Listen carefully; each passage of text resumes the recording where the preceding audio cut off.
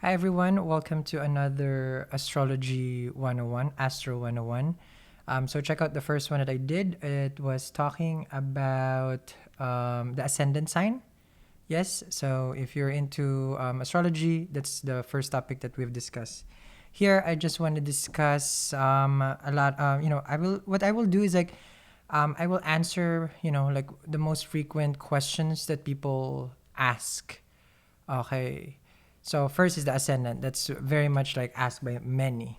This one is I will answer the question of let's just say you have Sun and Venus together, you have Jupiter and Mars together, or you have Jupiter, Mars, Mercury together, three planets in one house or bhava, it's called. So I will explain it here. Okay. So if you're ready, let's begin the class. I'm sorry for the yellow lighting because I don't have my white light. So if I have to set up, then it will take forever. So let me just get right on with it. So in astrology, in sidereal, in Jyotish astrology, Jyotish, okay, planets, I would like to say they're just like humans, and I will make this as a sum already, so it's a shortened, so you can pick up knowledge and you can apply it to your chart. Um, Planets, just imagine them like humans that they own a house, like what I mentioned, and some houses they like, some house they don't. You have a best friend that you want to go out, and you have a best friend that you mean, well, it's not a best friend if you don't want to go out with them. You have also a neutral friend, an acquaintance, and then there's one friend that you'd rather never see again. So this is where the topic starts. So let's start with the most famous one. That's why everybody knows is the sun, right? So sun. So think of sun as a human being. Okay. So sun is a person who likes attention. Sun gives growth and heals. All the jazz. We'll go into next time for each of the planet. Let's look at the relationship. So Sun is friends with Moon, okay, Mars, and Jupiter. So these are friends.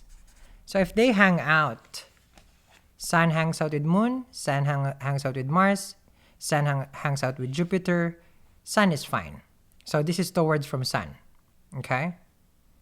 Now, these three, that's a different story. But we're looking at the point of view of Sun. Sun is happy, he's okay, he's okay, he's okay. Okay? Now, Sun is neutral to Mercury. So with Mercury, this is one of those people who you have casual drink and you're fine.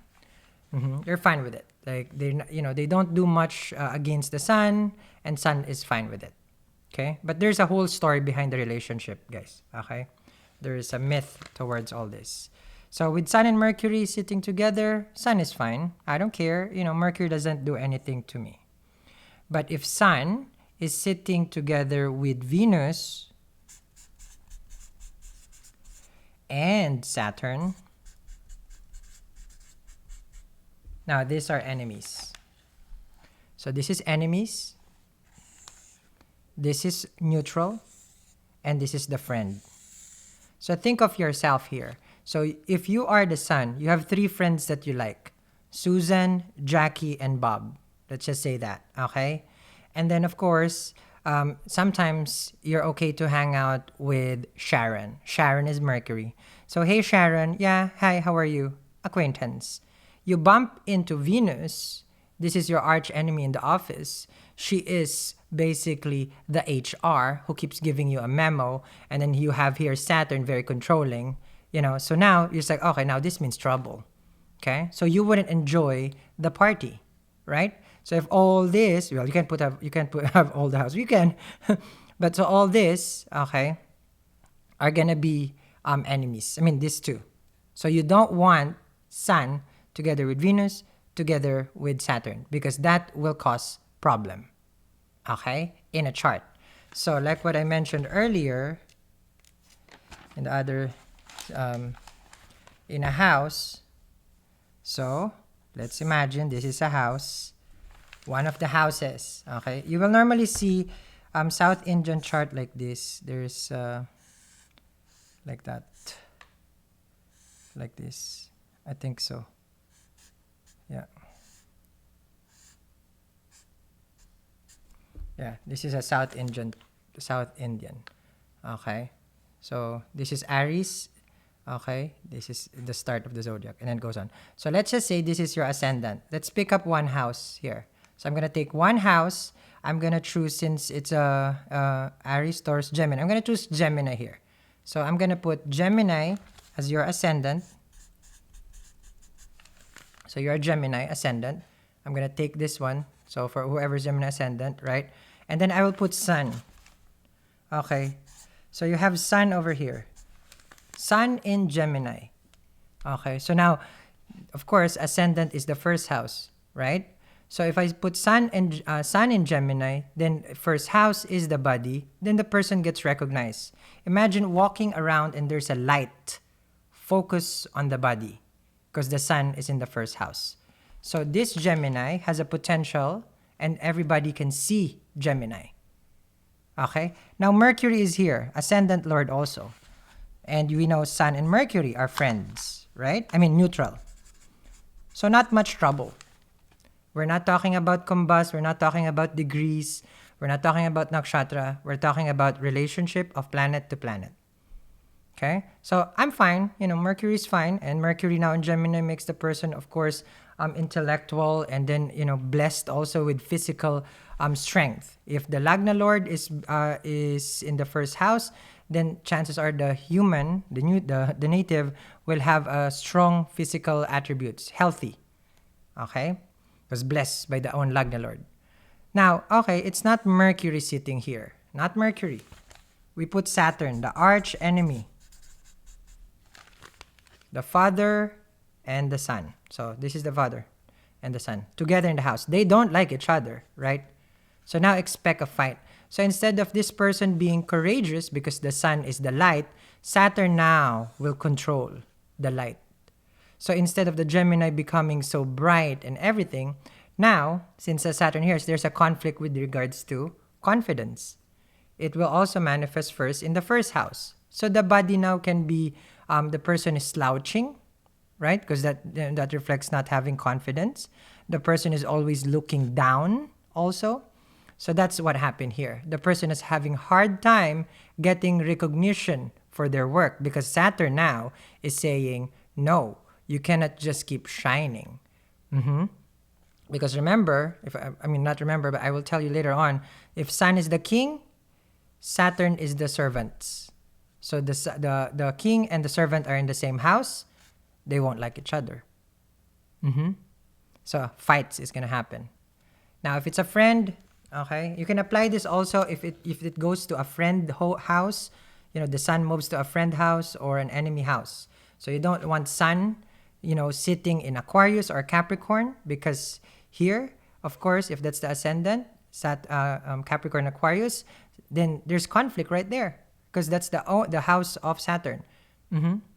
Now, we're not talking about Parivartana when there's going to be an exchange of the sign. We're just focusing planet to the sign. Astrology can be very complex, and if we dive deeper, it would just confuse you. So now, do you understand? Now that's for Sun. Now, of course, then there's gonna be Moon, Moon's friends. There's gonna be Moon. Moon's friend, his friend is Sun, okay, and Mercury. So Moon likes Mercury and Sun. They're best friends. They're close. They gossip girl. They hang out together. They're fine with each other. Now, Moon, okay, with regards to neutral people, neutral friends, acquaintances, Jupiter, Venus, okay, and Saturn, okay? You'd be surprised with Moon. So, friends, best friends, acquaintances here, and guess what's the enemy of the Moon? None.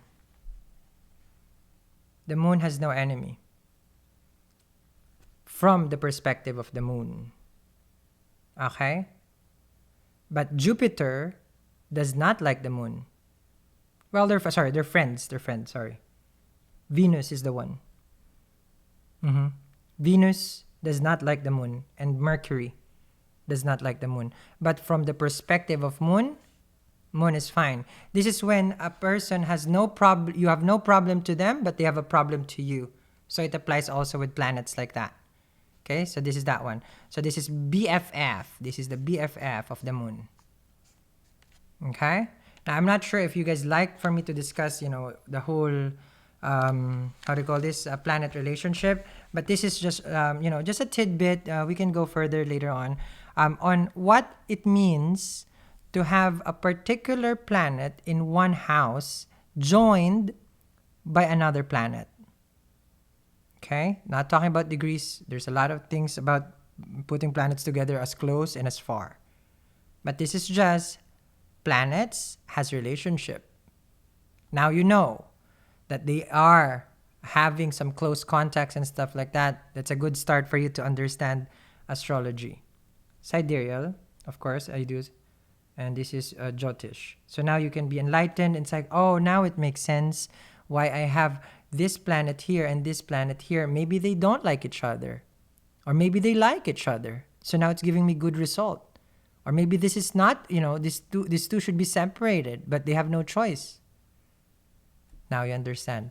Okay? So thank you very much, guys, for tuning in. You can put in the comments right there. I would answer popular questions so that, how to say this, like when I do my readings in tarot, you guys can catch my drift. So we go hand in hand. So this is, again, your Astro 101. Thank you.